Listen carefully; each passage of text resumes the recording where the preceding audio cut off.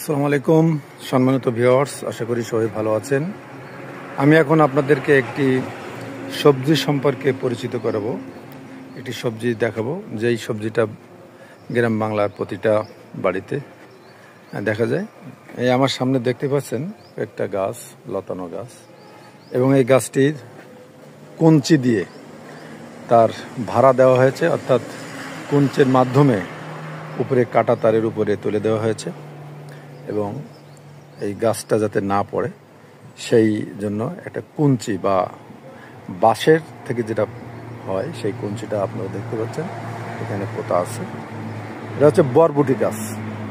এই বরবটি আমাদের গ্রাম বাংলার একটি পরিচিত সবজি, হাটে বাজারে সবখানেই পাওয়া যায়। সবজিটা ভাজি, ঝোল বিভিন্নভাবে খাওয়া যায়। দেখতে পাচ্ছেন এই সবজিটা। আমি এখন আছি বাগেরহাট জেলার ফকিরহাট এবং মোল্লারহাট